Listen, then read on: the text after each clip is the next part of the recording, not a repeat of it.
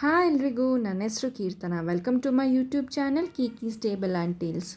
Today's vlog is all about a week in my ಅಜ್ಜಿ ಊರು. ತಾತ ಅಜ್ಜಿ ಊರಿಗೆ ಹೋಗೋದು ಅಂದರೆ ನನಗಂತೂ ತುಂಬ ಖುಷಿ ಆಗುತ್ತೆ, ಯಾಕಂದರೆ this is the most memorable place. Gajanur ಇದು ರೂರಲ್ ಏರಿಯಾ. ಸುತ್ತಮುತ್ತ ಗ್ರೀನರಿ, ಫೀಲ್ಡ್ಸ್ ಮತ್ತು ತುಂಬ ಪೀಸ್ಫುಲ್ ಅಟ್ಮಾಸ್ಫಿಯರ್ ಇರುತ್ತೆ. Good morning. ನಿಜ ಹೇಳಬೇಕಂದ್ರೆ ಇಲ್ಲಿ ಎದ್ದಾಗ ಒಂದು ಬೇರೆ ಥರದೇ ಫೀಲ್ ಇರುತ್ತೆ. ಅಲಾರ್ಮ್ ಇಲ್ಲ, ಟ್ರಾಫಿಕ್ ಸೌಂಡ್ ಇಲ್ಲ, ಫುಲ್ ಪೀಸ್ಫುಲ್. ಸಿಟಿನಲ್ಲಿ ಹೇಗಿರುತ್ತೋ ಆಗಿರೋದೇ ಇಲ್ಲ.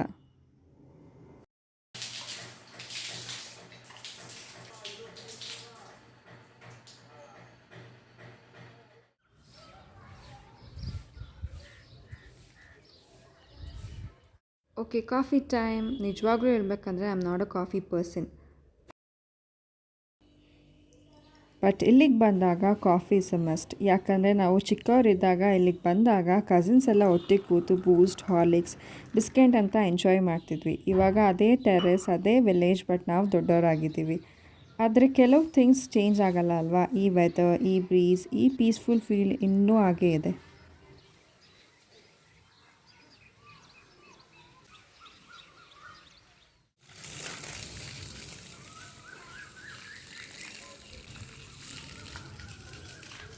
ಅಜ್ಜಿದು ಒಂದು ರೊಟೀನ್ ಇರುತ್ತೆ. ಬೆಳಗ್ಗೆ ಎದ್ದ ತಕ್ಷಣ ಅವರು ಮನೆ ಮುಂದೆ ನೀರು ಹಾಕಿ ರಂಗೋಲೆ ಹಾಕ್ತಾರೆ. ಬಟ್ ಇವತ್ತು ನಮ್ಮಮ್ಮ ಹಾಕ್ತಿದ್ದಾರೆ. And this was also a great memory.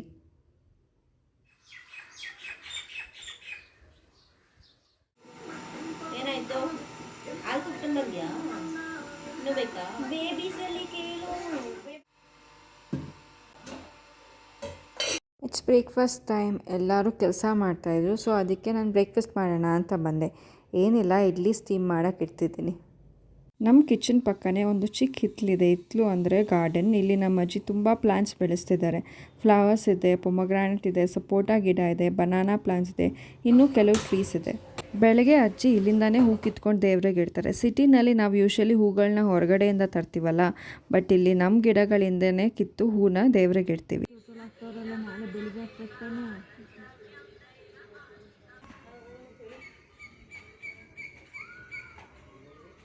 Evening ಆಗಿತ್ತಲ್ಲ, ಅದಕ್ಕೋಸ್ಕರ ಎಲ್ಲರೂ ಆಚೆ ಹೋಗೋಣ ತಿನ್ನೋಕ್ಕೆ ಅಂತ ಅಂದ್ಕೊಂಡ್ವಿ. ತಾತ ಆ್ಯಕ್ಚುಲಿ ಅಲ್ಲಿಂದ ಏನು ಇಲ್ಲಿವರೆಗೂ ಸುಮ್ಮನೆ ಕೂತ್ಕೊಳ್ಳೋಕೆ ಬಂದ, ಸೊ ಆಚೆ ಎಲ್ಲರೂ ಹೋಗೋಣ ಬನ್ನಿ ಅಂತ ಕರ್ಕೊಂಡು ಹೋಗ್ತಿದ್ದಾರೆ.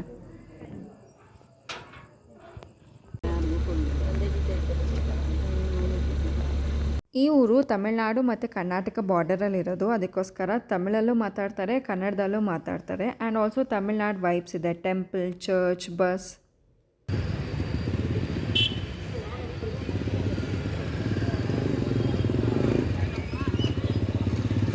ಪಾನಿಪುರಿ ತಿನ್ನಕ್ಕೆ ಬಂದಿದ್ದೀವಿ. ಇದು ತಾಲ್ವಾಡಿ ಬಸ್ ಸ್ಟ್ಯಾಂಡ್. ಗಾಜ್ನೂರಿಗೆ ಸ್ವಲ್ಪನೇ ಡಿಸ್ಟೆನ್ಸ್ ಆಗುತ್ತೆ. ಇಲ್ಲಿ ನಮ್ಗೆ ಏನು ಬೇಕೋ ಅದೆಲ್ಲ ಸಿಗುತ್ತೆ. ಸೂಪರ್ ಮಾರ್ಕೆಟ್ಸ್ ಇದೆ. ಡೈಲಿ ಲೈಫಿಗೆ ಏನು ಬೇಕೋ ಅದೆಲ್ಲ ಸಿಗುತ್ತೆ.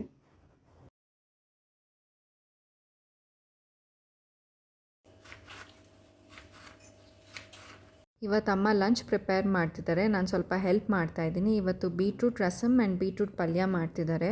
ರಸಮ್ ಅಂದರೆ ನಂಗೆ ತುಂಬ ಇಷ್ಟ, ಸೊ ರೆಸಿಪಿ ಶೇರ್ ಮಾಡ್ಕೊತಿದ್ದೀನಿ. ಇಲ್ಲಿ ಬೀಟ್ರೂಟ್ ಪಲ್ಯ ಮಾಡ್ತಿದ್ದಾರೆ. ಇದಕ್ಕೆ ಸಾಸಿವೆ, ಕಡಲೆಬೇಳೆ, ಮೆಣಸಿನ್ಕಾಯಿ, ಕರ್ಬೇವಿನ ಸೊಪ್ಪು ಮತ್ತು ಸ್ವಲ್ಪ ಕಟ್ ಮಾಡಿರೋ ಈರುಳ್ಳಿ.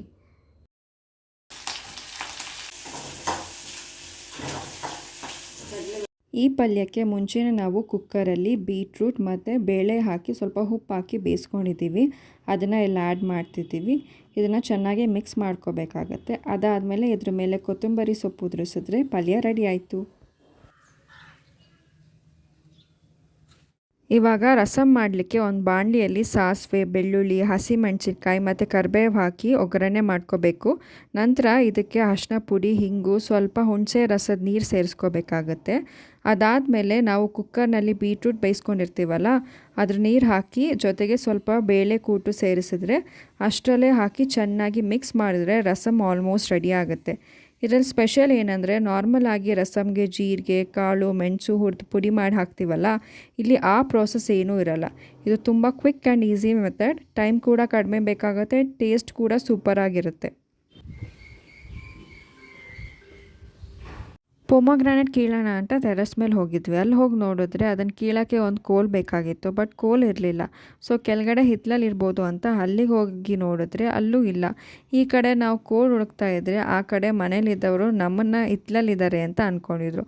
ಬಟ್ ನಾವು ಆಗಲೇ ಟೆರೆಸ್ ಮೇಲೆ ಹೋಗಿದ್ವಿ, ಅವ್ರಿಗೆ ಗೊತ್ತಾಗಿರಲಿಲ್ಲ. ಕೊನೆಗೆ ಏನಾಯ್ತಂದರೆ ಪೊಮೊಗ್ರಾನೇಟ್ ಕೀಳೋಕ್ಕೂ ಆಗಲಿಲ್ಲ, ತಿನ್ನೋಕ್ಕೂ ಆಗಲಿಲ್ಲ.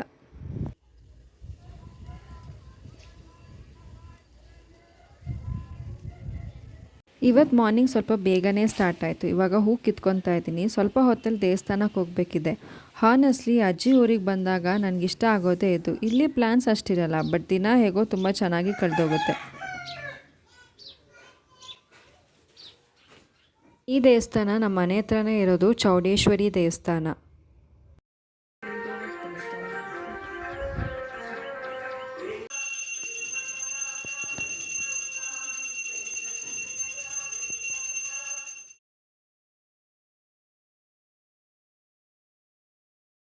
ದೇವಸ್ಥಾನಕ್ಕೆ ಹೋಗಿ ಬಂದಮೇಲೆ ಇಲ್ಲಿ ಡಾಕ್ಟರ್ ರಾಜ್ಕುಮಾರ್ ಅವ್ರ ಹಳೆ ಮನೆ ಇದೆ, ಅದನ್ನ ನೋಡೋಕ್ಕೆ ಅಂತ ಬಂದಿದ್ದೀವಿ. ಈ ಜಾಗದ ಬಗ್ಗೆ ಕೇಳಿದ್ದೀವಿ, ನೋಡಿದ್ದೀವಿ ಕೂಡ, ಬಟ್ ಪ್ರತಿ ಸಲ ಬಂದಾಗ ಒಂದು ಕ್ಯೂರಿಯಾಸಿಟಿ ಇರುತ್ತೆ. ಸೊ ಮತ್ತೊಮ್ಮೆ ನೋಡ್ಕೊಂಡು ಬರೋಣ.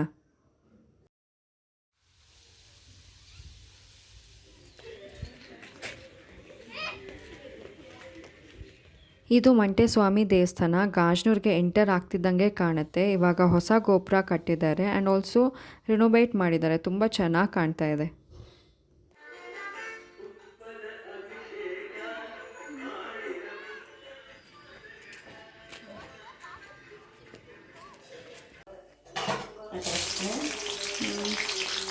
Another day another recipe. ಇವಾಗ ಅಜ್ಜಿ ಕಿಚನಲ್ಲಿ ಒಂದು ಸ್ಪೆಷಲ್ ರೆಸಿಪಿ ಮಾಡ್ತಿದ್ದಾರೆ. ನಾನು ಅದನ್ನು ಶೂಟ್ ಮಾಡ್ತೀನಿ ಅಂತ ಹೇಳಿದೆ. ಆನೆಸ್ಟ್ಲಿ ಇದನ್ನು ಮಾಡ್ತಾ ಇದ್ದಾಗಲೇ ಸ್ಮೆಲ್ ಸೂಪರ್ ಆಗಿತ್ತು. ಟೇಸ್ಟ್ ಮಾಡಿದ ಮೇಲಂತೂ ಇನ್ನೂ ಚೆನ್ನಾಗಿತ್ತು.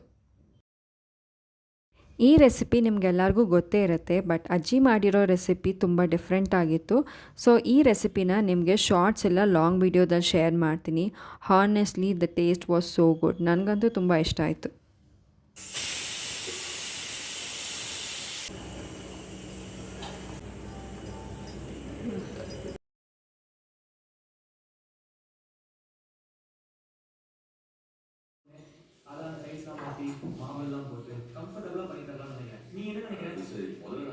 ಸೊ ಮತ್ತೆ ಗಾರ್ಡನ್ಗೆ ಬಂದಿದ್ದೀನಿ. ಯಾವಾಗ ನೋಡಿದ್ರು ಗಾರ್ಡನ್ನೇ ತೋರಿಸ್ತಾಳಂತ ಅಂದ್ಕೊಬೇಡಿ. ನನಗಿಲ್ಲಿ ಟೈಮ್ ಸ್ಪೆಂಡ್ ಮಾಡೋದಂದರೆ ತುಂಬ ಇಷ್ಟ. ಇವತ್ತು ಒಂದು ಹೇರ್ ಪ್ಯಾಕ್ ಮಾಡೋಣ ಅಂತ ಅಂದ್ಕೊಂಡಿದ್ದೀನಿ. ಅದಕ್ಕೆ ಬೇಕಾದ ಇಂಗ್ರೀಡಿಯೆಂಟ್ಸ್ ಎಲ್ಲ ಗಾರ್ಡನಿಂದಲೇ ಕಲೆಕ್ಟ್ ಮಾಡ್ತಾಯಿದ್ದೀನಿ. ನಾನು ಈ ಹೇರ್ ಪ್ಯಾಕಿಗೆ hibiscus flowers and leaves use ಮಾಡ್ತಿದ್ದೀನಿ. ಕರಿ ಲೀವ್ಸ್, ಅಲೋವೆರಾ ಜೆಲ್ ಮತ್ತು ಕರ್ಡ್ ಯೂಸ್ ಮಾಡ್ತಿದ್ದೀನಿ. ಹೈಬಿಸ್ಕಸ್ ಅಂದರೆ ಹೇರ್ ಗ್ರೋತಿಗೆ ಹೆಲ್ಪ್ ಆಗುತ್ತೆ. ಹೇರ್ ಸಾಫ್ಟಾಗಿ ಇಡೋಕ್ಕೆ ಕೂಡ ಚೆನ್ನಾಗಿದೆ. ಕರಿ ಲೀವ್ಸ್ ಹೇರ್ ಸ್ಟ್ರಾಂಗ್ ಆಗೋಕ್ಕೆ ಹೆಲ್ಪ್ ಮಾಡುತ್ತೆ.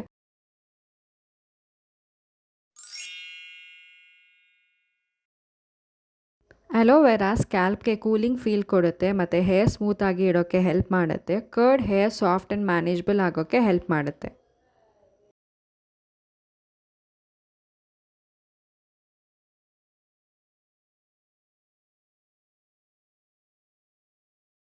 ಸೊ ಹೇರ್ ಪ್ಯಾಕ್ ಹಾಕ್ಕೊಂಡು ಸ್ವಲ್ಪ ಟೈಮ್ ಹಾಗೇ ಬಿಟ್ಟಿದ್ದೆ. 1 hour ಆದಮೇಲೆ ಹೇರ್ ವಾಶ್ ಮಾಡ್ಕೊಳ್ಳೋಣ ಅಂತ ರೆಡಿ ಆಗ್ತಿದ್ದೆ. ಅಷ್ಟರಲ್ಲಿ ನನ್ನ ತಂಗಿ ಮತ್ತು ತಾತ ಫಾರ್ಮ್ ನೋಡೋಕ್ಕೆ ಹೋಗೋಣ ಅಂತ ಕರೆದ್ರು. ಬಟ್ ಹೇರ್ ಪ್ಯಾಕ್ ಹಾಕ್ಕೊಂಡು ಹೇಗೆ ಹೋಗೋಕ್ಕಾಗತ್ತೆ? ಸೊ ಅವರಿಬ್ಬರು ಫಾರ್ಮ್ ಕಡೆ ಹೋದರು. ನಾನು ಮಾತ್ರ ಹೇರ್ ವಾಶ್ ಮುಗಿಸ್ಕೊಂಡು ಮನೇಲೇ ಇದ್ದೆ. ಫಾರ್ಮ್ಗೆ ಹೋಗೋದು ಮಿಸ್ ಮಾಡಿಕೊಂಡೆ, ಬಟ್ ನೆಕ್ಸ್ಟ್ ಟೈಮ್ ಹೋಗ್ತೀನಿ. ಅದು ಕೂಸು ದೊಡ್ಡದಾಯಿತು.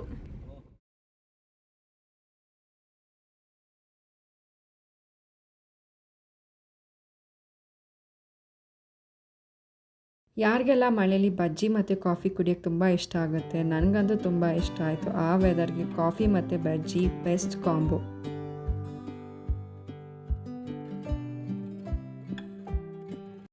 ತಾಳವಾಡಿಯಲ್ಲಿ ಒಂದು ಹೊಸದಾಗಿ ಸೂಪರ್ ಮಾರ್ಕೆಟ್ ಓಪನ್ ಆಗಿದೆ. ಹೇಗಿದೆ ಅಂತ ಸುಮ್ಮನೆ ನೋಡ್ಕೊಂಡು ಬರೋಣ ಅಂತ ಹೋದ್ವಿ. ಬಟ್ ಹೋದ್ಮೇಲೆ ಸ್ವಲ್ಪ ಶಾಪಿಂಗ್ ಕೂಡ ಆಯಿತು. ನಿಜ ಹೇಳಬೇಕಂದ್ರೆ ಅಲ್ಲಿ ಆಲ್ಮೋಸ್ಟ್ ಎಲ್ಲ ಸಿಗುತ್ತೆ. Clips, rubber bands, books, gift items, shampoos, ಹೀಗೆ ತುಂಬ ಐಟಮ್ಸ್ ಇದ್ದರು, ಗ್ರಾಸರಿ ಐಟಮ್ಸ್. ಸೊ ಹೊಸದಾಗಿ ಓಪನ್ ಆಗಿದೆ ಅಂತ ವಿಸಿಟ್ ಮಾಡ್ಕೊಂಡು ಬಂದ್ವಿ.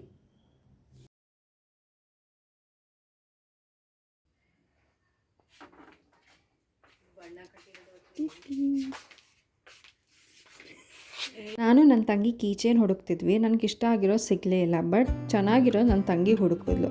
ಬಟ್ ಅವಳಿಗೆ ಇಷ್ಟ ಆಯ್ತಲ್ಲ, ಸೊ ಅವಳು ಅದನ್ನು ಇಟ್ಕೊಂಡ್ಳು. ನಾನು ಇನ್ನೊಂದು ಚೆನ್ನಾಗಿರೋದು ತೊಗೊಂಡೆ.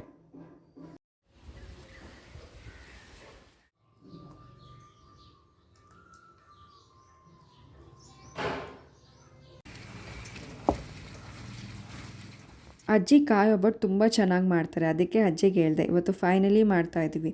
ಅಜ್ಜಿ ಮಾತ್ರ ಅಲ್ಲ, ಎಲ್ಲರೂ ಹೆಲ್ಪ್ ಮಾಡ್ತಾ ಇದ್ದಾರೆ. ಒಬ್ಬರು ಹಿಟ್ಟು ಕಲಿಸ್ತಾರೆ, ಇನ್ನೊಬ್ಬರು ಫಿಲ್ಲಿಂಗ್ ರೆಡಿ ಮಾಡ್ತಿದ್ದಾರೆ. ಫುಲ್ ಟೀಮ್ ವರ್ಕ್ ನಡೀತಿದೆ.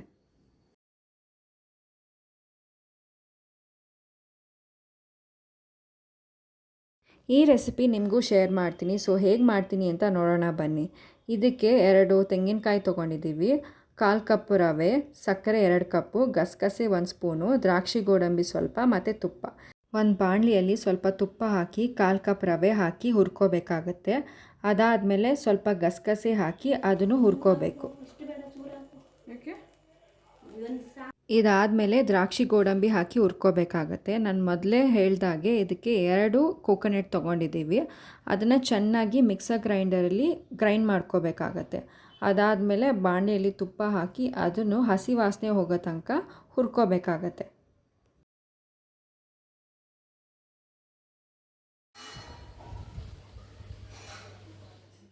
ಹುರಿದಾದ್ಮೇಲೆ ಒಂದು ಕಂಟೇನರಿಗೆ ಹಾಕಿ ಅದಕ್ಕೆ 2 ಕಪ್ಪು ಸಕ್ಕರೆ ಹಾಕಿ ಚೆನ್ನಾಗಿ ಮಿಕ್ಸ್ ಮಾಡಿ ಹುರ್ಕೊಂಡಿರೋದನ್ನೆಲ್ಲ ಹಾಕಿ ಚೆನ್ನಾಗಿ ಮಿಕ್ಸ್ ಮಾಡ್ಕೋಬೇಕಾಗುತ್ತೆ.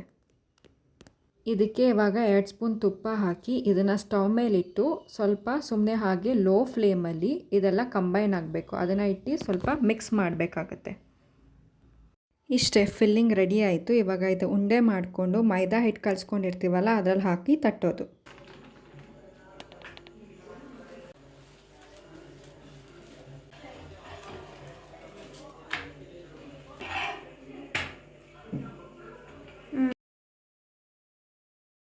So with that this vlog comes to an end. ಈ ಒಂದು ವಾರ ಎಷ್ಟು ಬೇಗ ಕಳೀತು ಗೊತ್ತಾ? ಫ್ಯಾಮಿಲಿ ಜೊತೆ ಟೈಮ್ ಸ್ಪೆಂಡ್ ಮಾಡಿದ್ದು, ವಿಲೇಜ್ನಲ್ಲಿ ಸುತ್ತಾಡಿದ್ದು, good food, random moments, everything was so nice.